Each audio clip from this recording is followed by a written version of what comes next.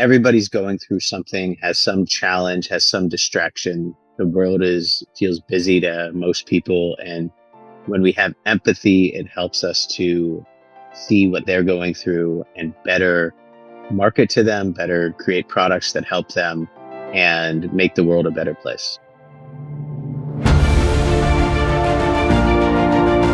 Hello and welcome to the Daily Helping with Dr. Richard Schuster. Food for the brain, knowledge from the experts, tools to win at life. I'm your host, Dr. Richard. Whoever you are, wherever you're from, and whatever you do, this is the show that is going to help you become the best version of yourself. Each episode, you will hear from some of the most amazing, talented, and successful people on the planet who followed their passions and strive to help others. Join our movement to get 1 million people each day to commit acts of kindness for others. Together, we're going to make the world a better place. Are you ready? Because it's time for your Daily Helping. Thanks for tuning into this episode of the Daily Helping Podcast. I'm your host, Dr. Richard, and I am so excited to share our guest with you today. He's brilliant. His name is Colin Hodge, and he is a startup founder and author who has led companies and growth teams responsible for over 100 million users. He's currently the co-owner of Down, a top 10 dating app in the US with millions in annual revenue, built on the growth principles and lessons shared in his new book, Outrageous Startup Growth. He achieved a successful exit for Down, then later reacquiring it, and 17 Live, the top live streaming video company in Asia. There's so much more I could tell you about Colin, but I'm going to let him do it himself. Colin Hodge, welcome to the Daily Helping. It is awesome to have you with us today. Lovely to be here with you, Dr. Richard. Thank you so much for having me. Absolutely. So I'm excited to talk about the book. But before I do, I always like to know why, right? Why does somebody write a book? How does somebody get on the journey they're on? So let's go into the Colin Hodge time machine just for a minute or two. Take us back to some of these key moments in your life that put you on the path you're on today. You know, Dr. Richard, just like you, I had a traumatic experience that really is a formative moment in my life. And this one was about my mother. She passed when I was in college, and she had a quick battle with cancer. And within 6 months, she was on her deathbed. And I was going through, all of the range of emotions that a teenager goes through when their parent is dying. It was a hard moment, but when I got through it and I was able to look back on it without, just bawling every time, what I realized is if I could survive that, then I could survive almost anything. And I could put myself out there and I could take the leap and be an entrepreneur, or I could move across the world and live in Asia away from my home culture, away from my home language, and pick up a new one. So it gave me that confidence to know that I can get through almost anything. So that's the first one that I would mention. And I guess the second one is when I had my first company start to take off and get attention. I learned this in a more positive way, that I could wear many hats. I could learn how to do marketing. I could learn how to do product work. I studied engineering, so I was a nerdy programmer in high school and then in college. But I picked up all these other fields, all these other tactics, and now, kind of amateur psychology for startups, because I have this curiosity and this never quit learning attitude.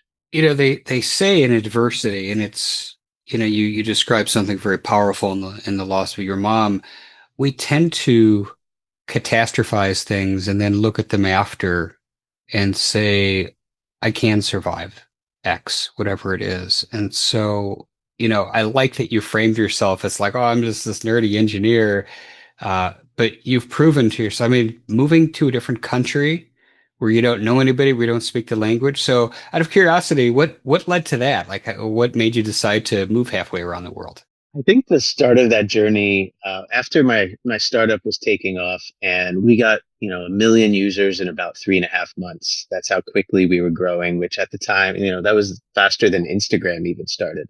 So we were the hot talk of the town in Silicon Valley. And I had about 1.5 years, 2 years of that living in San Francisco when I just felt sick of the bubble. I was like surrounded by all these tech bros and everybody just talking about that constantly.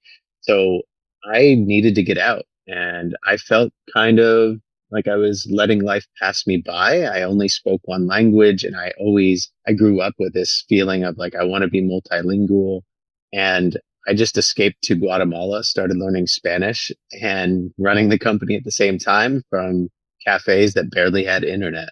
So that was the beginning of that nomadic journey. As part of that, I started to be more open to, hey, I could live almost anywhere. And that's when I got connected to the founder of another dating app who was from Singapore and had an office in Taiwan. And eventually we met in person. We hit it off so much that he, within 2, 3 months, gave me an offer for the whole company. Amazing.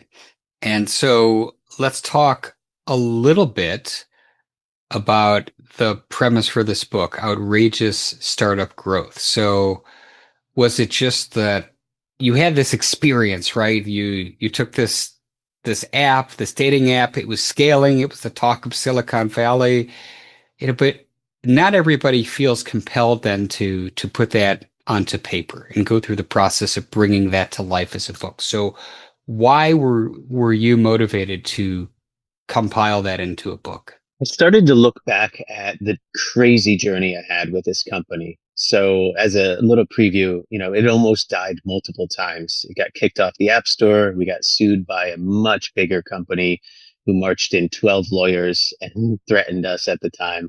I sold the company, and then the company was about to die, and I bought it back in a fire sale and rescued it and revived it and made it a top 10 better than it ever was before I sold it. So this crazy journey of this and all the startups and founders I worked with along the way. And I just felt first I had this story to tell. Like I needed to get this out and see if it helps anybody, see if it resonates. And if it even reaches a few people that makes them think, oh, wow, like he didn't have it all planned out. He didn't come from silver spoon background and have everything set up for him.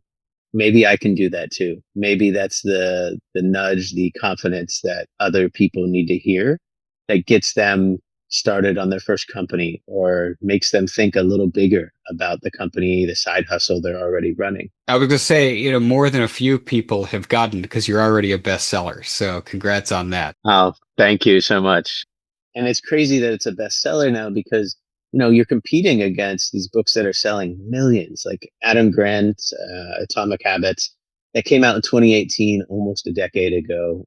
And that is still selling. It's still in the top 10 of business books. So you're competing against the giants.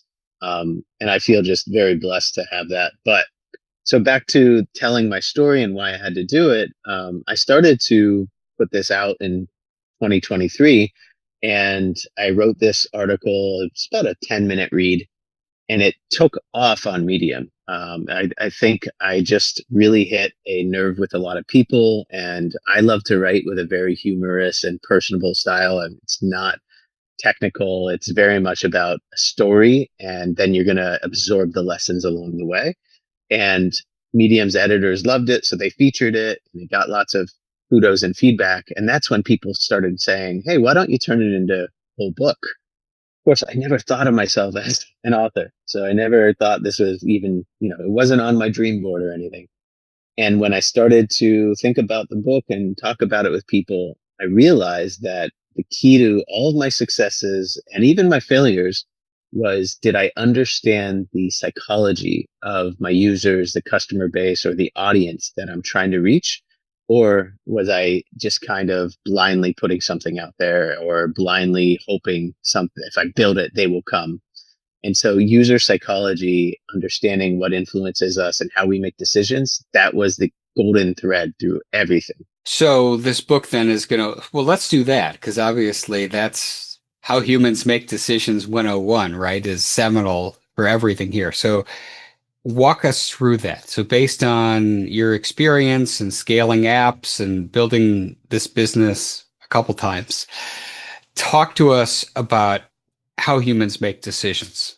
Absolutely. So we're all susceptible to a number of cognitive biases. And I actually detail in my book the top 65 of influential decision making, psychological biases and triggers that we can have and that we can leverage as we're creating products or we're doing marketing to steer our customers, steer our audience toward better decisions that help them too. And that's an important ethical thing that I emphasize in the book. Of course, plenty of examples like social media companies that are abusing these things and really creating a bad environment for a lot of people. But for us as creators, how do we do it in an ethical way? And that's why I dive into examples of how we have done it to try to help users get more progress and get toward their goal.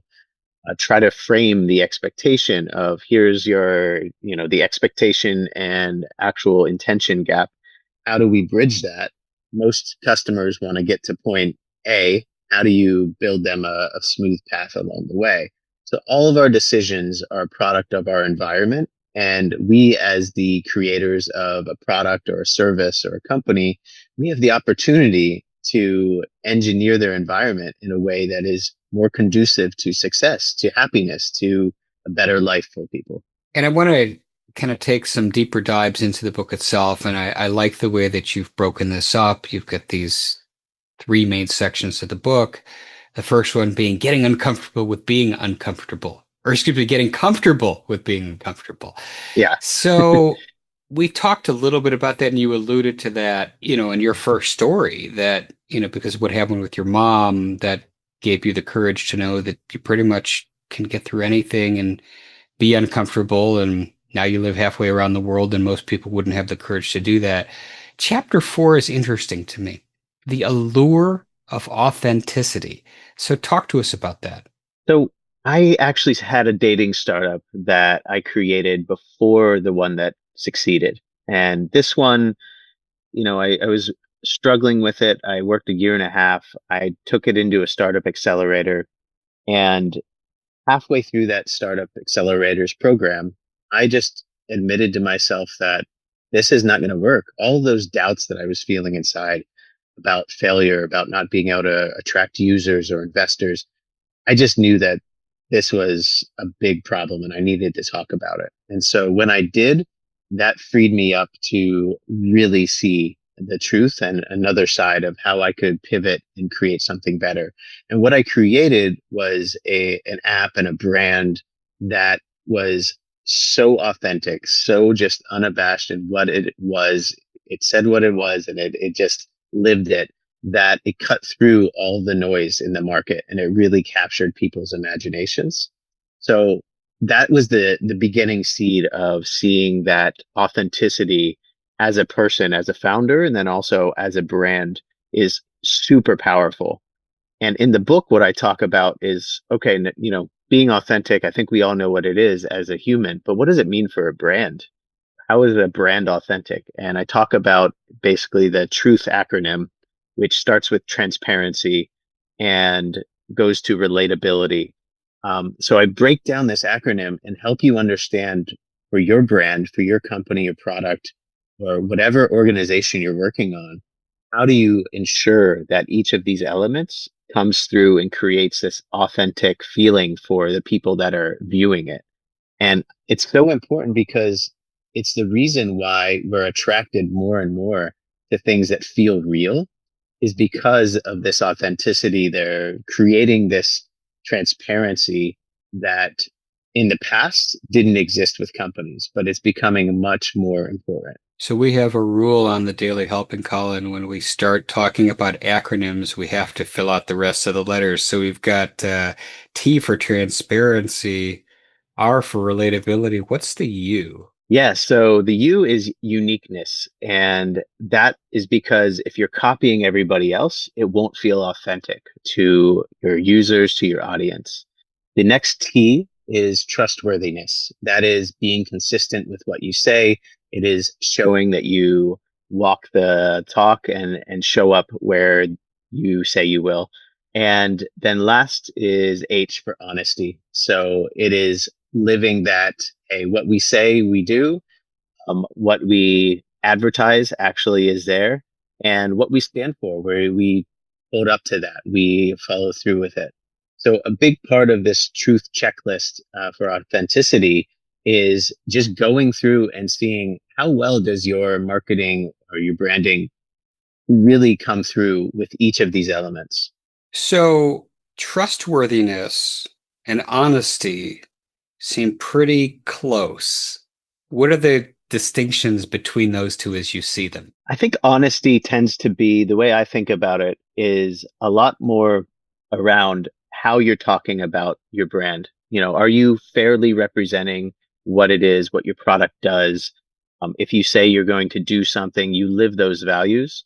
And trustworthiness is a lot more concrete on you say specifically, our product delivers X, and then you deliver X.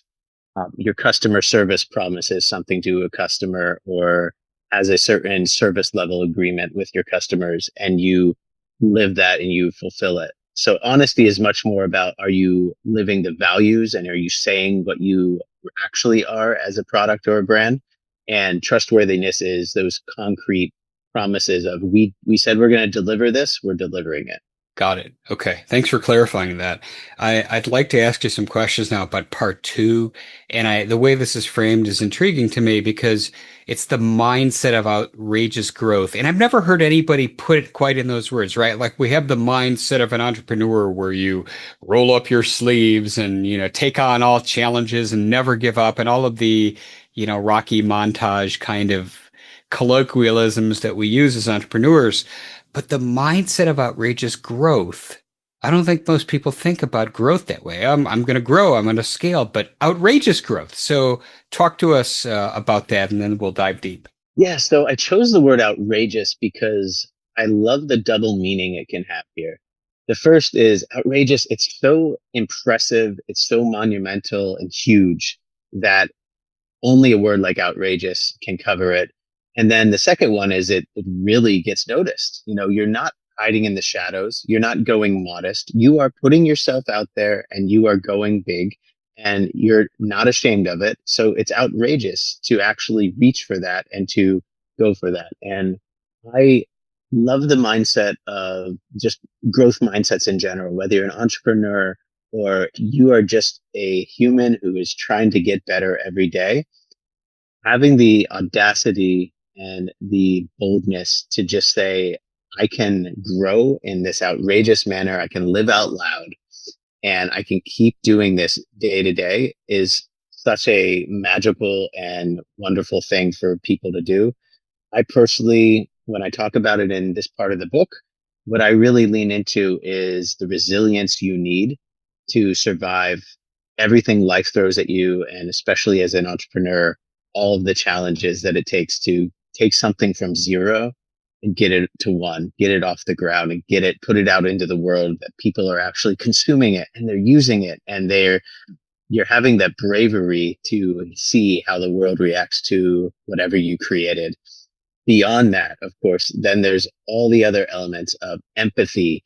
So empathy is, I believe, one of the most underrated superpowers we can have as entrepreneurs, because we have all of these supposed idols in the entrepreneurial world, the big founders who are billionaires, and a lot of them are not displaying empathy. But the best entrepreneurs and founders I know, they are hyper empathetic to their users, to their customer base, and to their employees, because that's how they attracted them in the first place.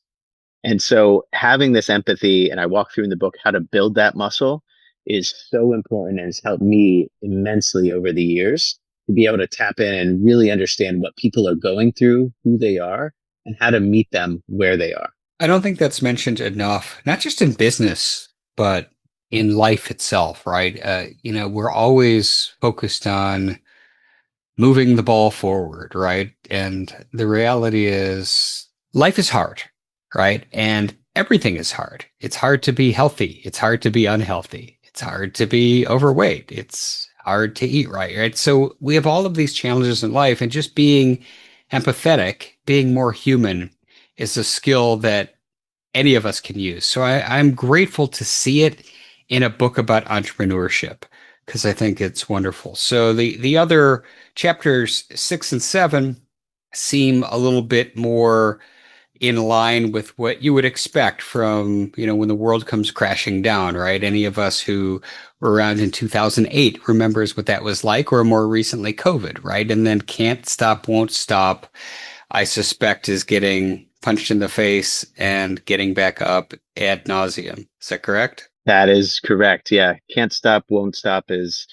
all about how can we have that resilience? How can we make sure that when the world throws us a curveball, that we can still hit it and continue on? So I think as people are reading this book, I hope that these stories really come through about how a lot of this stuff can feel overwhelming or can feel just almost impossible in the moment. But after you use some of these tactics, after you gain perspective, you can overcome a lot of these challenges in your personal life and as a founder. It's really wild how much, I talk to other founders, and there's this unspoken commonality that we have of we're all going through this stuff, but a lot of it we don't get to talk about it publicly. And I wanted to put that out there and say, no, you're part of, we're all going through the same stuff. And I don't want you to stop on that journey. I think this is such good stuff. Let's talk about part 3. You describe the 3 best psychology methods. So this is up my alley for startup growth. So talk to us about that, Colin. Yeah, this is the meaty chapter. So the first 2 parts, they make up approximately half the book. Those are very much about the psychology for you as a founder or as an individual. How do you just make yourself into a better entrepreneur, a better person with a growth mindset who has this outrageous mindset, right? And then part 3 is all about for your users, for your customers. How do you harness these methods? And of course, there are tons of them, but I try to narrow it down to just the most important ones I've seen help entrepreneurs get their startup off the ground or keep it growing in an organic, sustainable way. It starts with creating FOMO. And I have a confession, to be honest. I tell people, like, when I see something, a big app or product that is just taking off, taking the world by storm and getting crazy viral growth, I actually feel a little bit jealous right now. Like when I'm in that moment, I'm like, oh, how are they doing it? What is their success? I feel that envy. And then this envy, actually, I wanted to change that from a negative emotion to curiosity. And that curiosity helped me discover this is how everybody is creating FOMO, fear of missing out. And I break down the elements of FOMO. So FOMO is, we see it every day. Obviously, we see it with if you see a line forming at a new restaurant or the wait list is too long, that is a form of FOMO. You see it in all sorts of products. This deal is disappearing, so you don't want to miss out on it. And so how do we create that ourselves in an authentic way with our own companies, our own products? And I break down basically the first element is urgency. You need to create some sort of urgency that people feel they need to act on this or it's going to go away. The opportunity is going to go away. The second is social proof. If there's no social proof that is relevant to your audience, whether it's an authoritative figure or it's a mass of people who have approved it, you won't create FOMO because there's not this, what are they missing out on, right? The next is E for exclusivity. And so if everybody can get it right away, feeling that urgency and the exclusivity, then it's not going to create FOMO because people won't feel like they're going to miss out on something if everybody's in it. And then lastly, it is scarcity. So you want to limit whatever the amount of spots are, tickets, or deals that you have, because it helps create this FOMO, and 2, it helps you scale in a better way. So whatever service or product you're providing, you can make sure that the quality of it for that tight group is off the charts so that everybody continues that cycle and keeps talking about it and creating that social proof.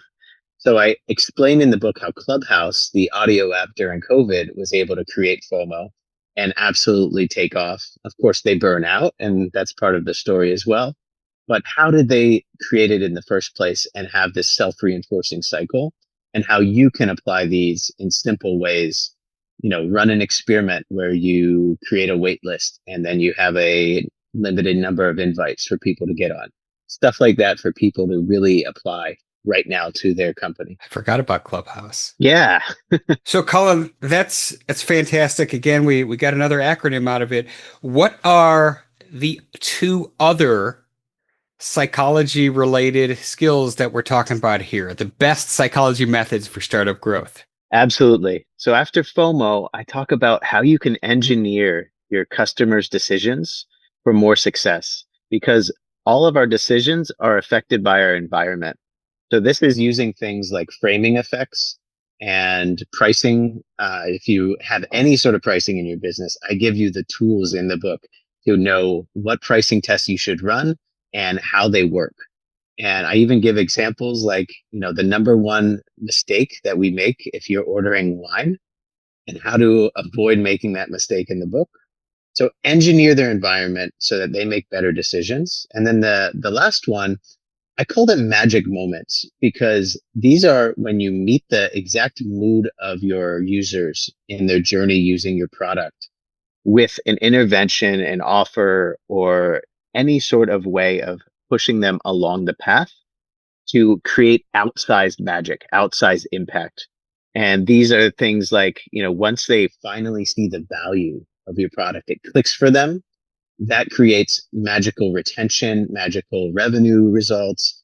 And I walk through in the book even a formulaic way that you can figure that out for your own product or service when people can actually see the value and capitalize on that magic. Colin, this has been a treat to talk to you. I love how you operationalize the psychology of scaling a business in a way that I really have never seen before.